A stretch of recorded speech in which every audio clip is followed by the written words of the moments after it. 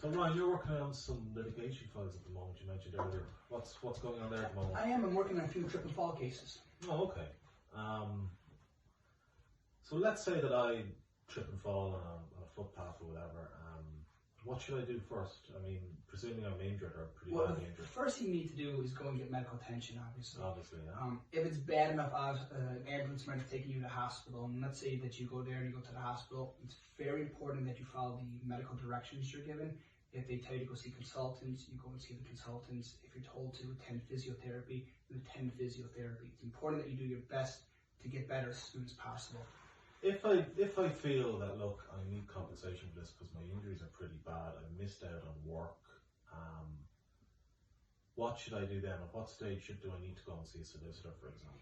You should probably see a solicitor as soon as you're actually able to see a solicitor. And the reason I say that is that there's an obligation under statute for you to put in a letter of claim to any liable party within 2 months of the date of the accident. Now that sounds like it's a simple task, but it actually really isn't. If you're walking along a local footpath, it could be in charge of the county council, or part of it might be in charge of a homeowner. And then the next issue is to take a look and say, well, who caused you to trip? So let's say there was an area that was repaired and it wasn't repaired right. That could have been done by the local council, could have been done by a homeowner, it could have been done by some sort of repairing electric lines, or water lines, internet lines, telephone lines. And whoever actually did that work could be liable. Or it could even be a council, again, because they could have been aware that it was repaired negligently and never took any action.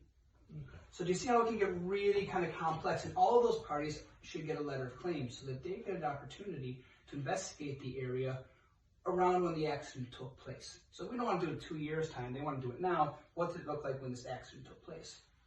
Okay, so what you're saying is then once that's all been investigated, my solicitor would send a letter to the defendant parties. Mm-hmm.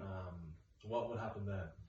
So at that point, it'll likely be sent by that defendant to their insurers, and then their insurers are going to write back to you, and they're going to say either they're liable, or they're going to say that they're still doing investigations, or they're going to say that they're not liable.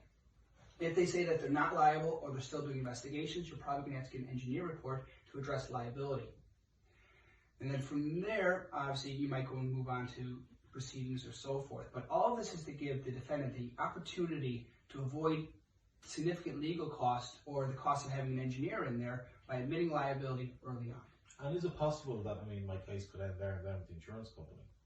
Well, after your injuries are investigated with a medical legal report, it's absolutely possible that they could sit there and say, hey, listen, I'd like to sit down with you and we'll go into settlement negotiations and we'd come to an agreement and everything can be closed within a matter of months.